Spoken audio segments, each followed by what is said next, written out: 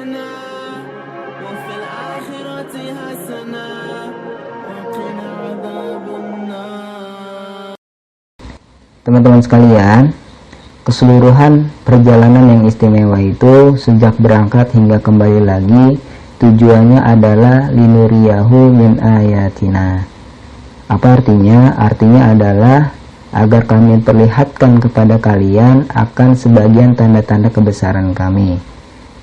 Jadi ketika Rasulullah itu diperjalankan oleh Allah Subhanahu wa taala dari Masjidil Haram ilal Masjidil Aqsa, lalu kemudian naik ke langit ke-1 sampai ke-7, sampai kemudian diperlihatkan surga dan neraka, maka pada saat itu Rasulullah itu melihat tanda-tanda kebesaran Allah Subhanahu wa taala, dan ini yang kemudian harus kita jadikan pelajaran dalam kehidupan sehari-hari.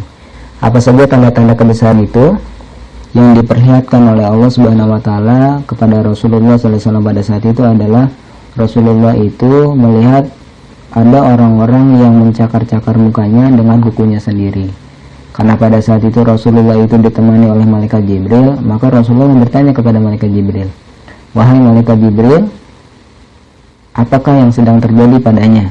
Mengapa orang tersebut itu mencakar-cakar mukanya dengan kukunya sendiri?" Kemudian malaikat Jibril menjelaskan bahwa itulah umatmu yang senantiasa semasa hidupnya suka menjelek-jelekan saudaranya sendiri, suka menyakiti hati saudaranya sendiri. Karena seorang muslim dengan muslim yang lainnya itu diibaratkan satu tubuh. Jika yang satu sakit, maka yang lainnya merasakan sakit.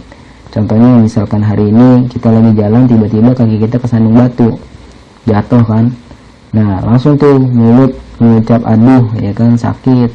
Air mata kita langsung mengalir dan kemudian kepala kita mungkin langsung terasa pusing. Nah begitulah seorang muslim ketika ada yang membutuhkan pertolongan, maka langsung respon, gercep, ya kan, untuk membantunya. Ketika ada yang sakit, maka semuanya merasakan sakit. Nah, orang-orang yang menjelek-jelekan orang lain itu pada hakikatnya ia sedang mencakar-cakar mukanya sendiri dengan kukunya. Nah, tanda-tanda kebesaran apa lagi yang Rasulullah lihat? Rasulullah pada saat itu kemudian juga melihat ada orang-orang yang sedang menanam. Nah, uniknya pada saat itu ketika hari itu dia menanam, hari itu juga keluar buahnya. Terus seperti itu, dia menanam hari itu dan kemudian langsung tumbuh buahnya, keluar buahnya. Nah, ditanyalah kepada malaikat Jibril, "Wahai malaikat Jibril, apakah yang terjadi pada orang tersebut? Jelaskanlah kepadaku." Kemudian malaikat Jibril menjelaskan, "Itulah umatmu yang senantiasa semasa hidupnya ketika hidup di dunia mereka rajin sedekah. Mereka rajin memberikan infak, mereka membantu fakir miskin, mereka mengeluarkan uangnya untuk membiayai dakwah, mereka mengeluarkan uangnya untuk kemuliaan Islam." Masya Allah. Jadi inilah pelajaran bagi kita hari ini, ya. Mungkin pada hakikatnya ya kita melihat ketika kita berinfak uang kita keluar, namun pada hakikatnya adalah uang yang kita keluarkan itu adalah untuk kebaikan kita sendiri. Nah, dicontohkan seperti orang yang sedang menanam. Hari itu dia menanam, maka hari itu juga keluar buahnya. Nah, teman-teman sekalian, ketika tadi Rasulullah itu sudah diperlihatkan oleh Allah tentang tanda-tanda kebesarannya. Nah, pada peristiwa ini juga kemudian Rasulullah itu menerima perintah sholat. Jadi inilah menariknya ibadah sholat dibandingkan ibadah-ibadah yang lain. Dari segi ini saja kemudian sudah begitu istimewa ibadah sholat, berbeda dengan ibadah yang lain. Kalau perintah puasa turun ayatnya, perintah zakat turun ayatnya, tapi untuk perintah sholat gak cukup untuk kemudian turun ayatnya, maka nabinya langsung dipanggil oleh Allah Subhanahu wa taala. Jadi dari segi ini saja kemudian sudah begitu istimewa ibadah sholat. Jika dianalogikan, ibadah sholat itu diibaratkan kepala dalam anggota tubuh. Barangkali jika manusia hanya memiliki sebelah tangan masih bisa hidup, atau barangkali manusia masih memiliki sebelah kaki saja, itu juga masih bisa hidup. Namun jika manusia tidak memiliki kepala, maka tidak akan bisa hidup. Makanya dalam sebuah hadis Rasulullah itu pernah mengatakan bahwasanya ibadah yang paling penting setelah bersyahadat adalah sholat. Rasulullah itu mengatakan buniyal Islam ala khamsin, syahadati an la ilaha illallah wa anna muhammadar rasulullah, wa iqamis shalah wa ita'iz zakat wa hajjil bait wa shaumi Ramadan. Ya, sesungguhnya Islam itu dibangun atas lima perkara. Yang pertama adalah syahadat, dan yang kedua adalah salat. Maka salat merupakan ibadah yang penting setelah kita mengucapkan kalimat syahadat. Makanya jika kehidupan kita juga ingin baik, maka perhatikanlah salatnya. Karena jika salatnya baik, maka insya Allah kehidupan kita itu akan baik. Dan salat adalah merupakan ibadah yang pertama kali akan Allah hisab ketika nanti di yaumil akhir. Nah, teman-teman sekalian, ada yang menarik nih. Kalau kita coba lihat di dalam Al-Quran, Allah itu menyebutkan kata salat itu dengan sebutan aqimus shalah wa aqimus shalah, dan dirikanlah salat. Nah, pertanyaannya adalah apa bedanya mendirikan salat dan melaksanakan salat? Jawabannya adalah jika kita hanya melaksanakan salat, maka itu hanya sebatas menggugurkan kewajiban kita. Semisal contohnya ketika kita sholat Jumat di masjid, tiba-tiba ngelihat ada sendal yang lebih bagus daripada sendal punya kita. Nah, maka kita langsung tuh nuker sendalnya, ya kan, dan kita bawa pulang. Nah, itu hanya sekedar menggugurkan kewajiban. Tapi kalau kita mendirikan sholat wa aqimus shalah, ya kan, mendirikan sholat, maka sholat itu seharusnya mampu merubah diri kita menjadi lebih baik, menjadi lebih soleh, ya, menjadi semangat untuk kemudian menjalankan ta'muruna bil ma'ruf wa tanhauna 'anil munkar, mengajak kebaikan dan mencegah kemungkaran. Inilah kemudian ketika sholat itu kita dirikan, bukan hanya sebatas kemudian menggugurkan kewajiban.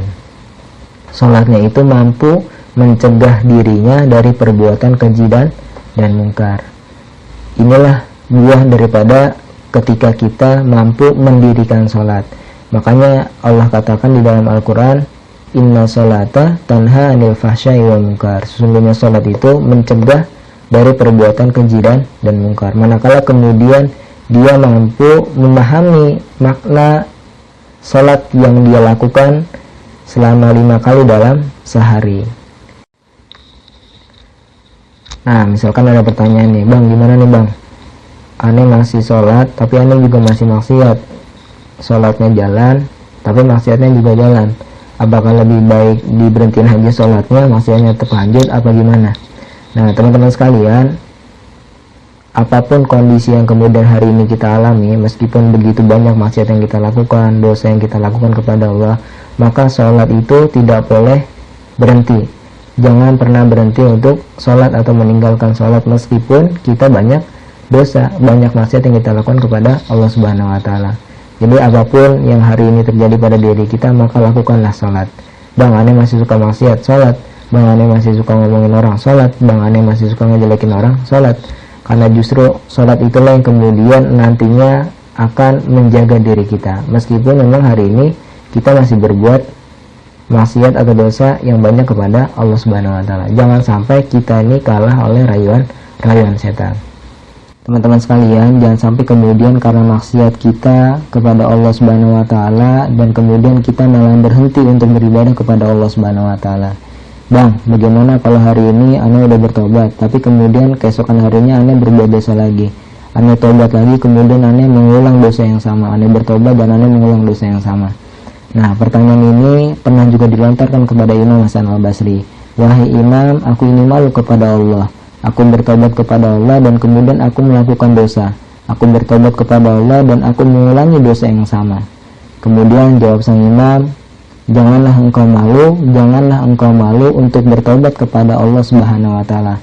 Karena jika engkau malu, maka itulah kemenangan setan.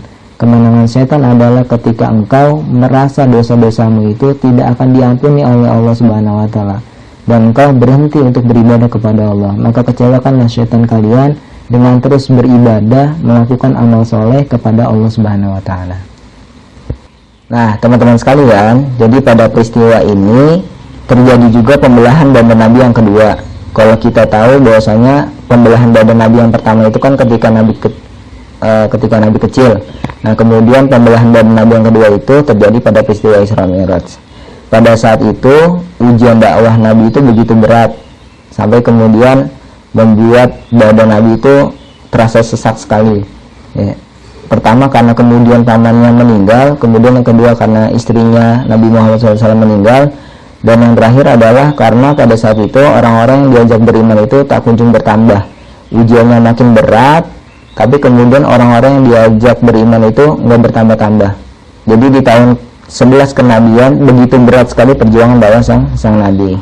Nah pada saat ini juga Allah menurunkan surah yang begitu berat kepada Nabi Muhammad SAW. Surat apa itu?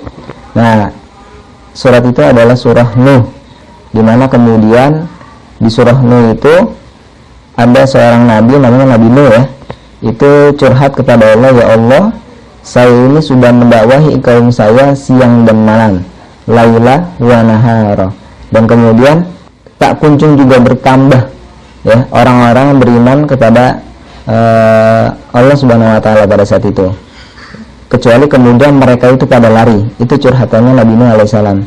Padahal saya ini sudah mendakwahi mereka dengan sembunyi-sembunyi, terang-terangan. Saya datangi mereka satu persatu, atau kemudian saya datangi mereka ketika sedang berkumpul. Semua cara sudah dilalui, tapi tetap saja mentok ya. Bukannya mereka beriman, malah kemudian mereka lari.